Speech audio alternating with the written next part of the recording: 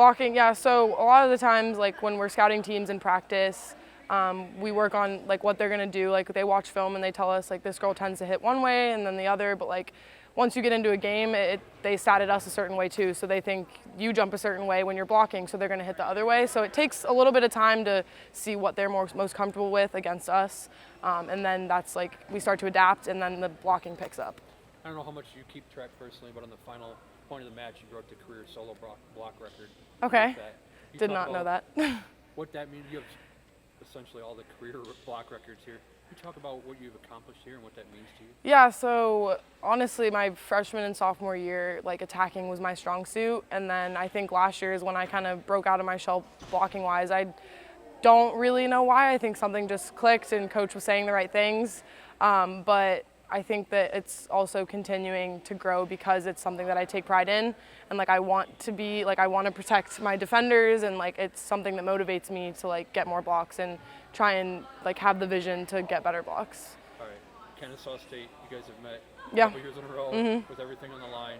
Sunday, can you talk about the importance of that early season conference match? Yeah. First place? So yeah, it's always every year. Like we have actually like a really big rivalry with them. It's just something since my freshman year I got here and they were like, yeah, like they're our biggest rival and like there's no real reason for it. I guess they are one of the other better teams in the conference. So it is always going to be like whoever matches you in competition is going to be who you want to beat the most.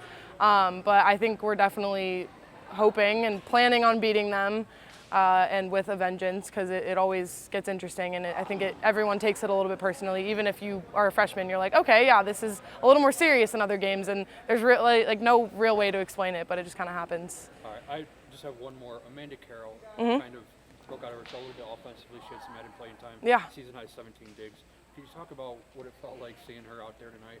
Yeah, it's always nice when she makes it out on the court, especially at the same time as me, because I spent my first 3 years, well, 2 years, because she wasn't in last year, but I spent such a like big part of me growing as a player on the court with her. So anytime that she gets back out there, and like we've both just developed so much, and like I'm finally feel like I'm close to her level or at her level, it's great to work with her and like see her perform well. And like you said, she broke out of her shell. She gets out there, and when she does, like she knows what to do, and she executes perfectly. She knows what Matt wants, and I think she's something that everyone should strive to be like. Yeah, it's what we needed to do to get through. I think there's a lot of things that we could have done better. In particular, I thought our attacking relative to decision making was pretty poor. It's a really high error match for us on the attacking end, and I just think we weren't seeing the right things. We weren't paying enough attention to what was being discussed, whether it be in timeouts, scouting, and so on. But counter to that, the defense was outstanding, which we've seen quite a bit recently. So that was really nice.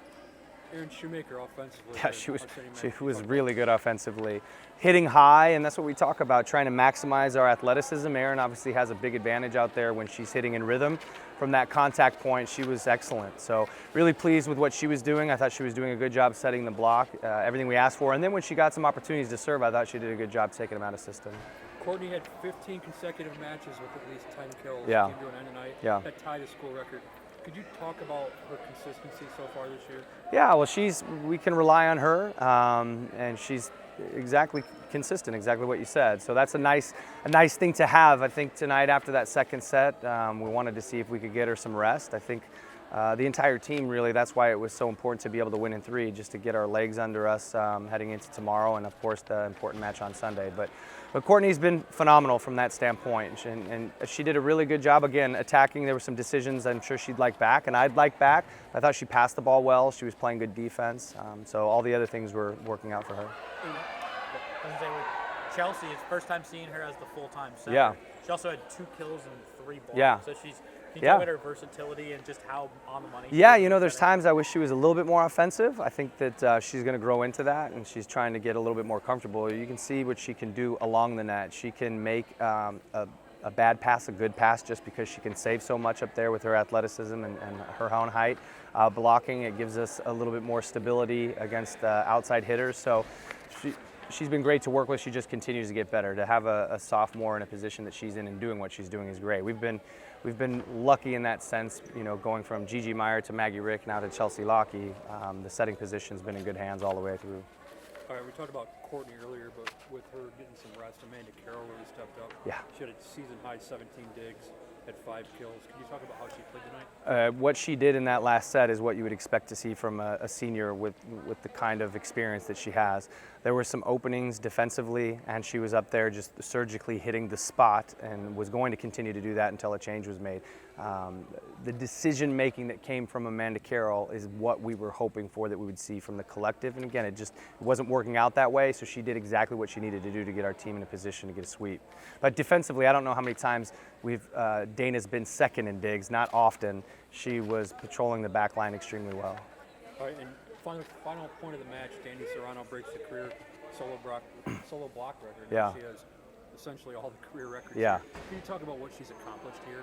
Yeah, it's funny. I remember the first time I watched Danny when I was recruiting her, and the blocking jumped off the page. And I knew that we wanted to build a program where blocking was a priority, and to have a player like her come in here and continue to develop the skill set. It's been very rewarding. She's really easy to work with. She's very cerebral along the net. To be a good blocker, it doesn't matter how physical you are. You have to be able to see the right things, read the right things, and she makes excellent decisions up there. So I'm really happy for her. I'm glad her name's in the record books, and she deserves it. Kennesaw on Sunday. Thoughts on that? Yeah, well, my thoughts are we have to play much better than we did tonight in terms of, again, giveaways. Too many attacking errors. I thought we served pretty well location-wise, but we need to come with a little bit better contact and velocity to disrupt the things that Kennesaw is doing. Blocking I thought was pretty good, but again, I think it's really going to come down to our ability to generate points. The attacking tonight likely is not enough to generate the kind of points we're going to need in a match like this. So we'll get after it tomorrow, look at some things on film, but I think we can correct that, and I'm excited. I know the girls are really excited.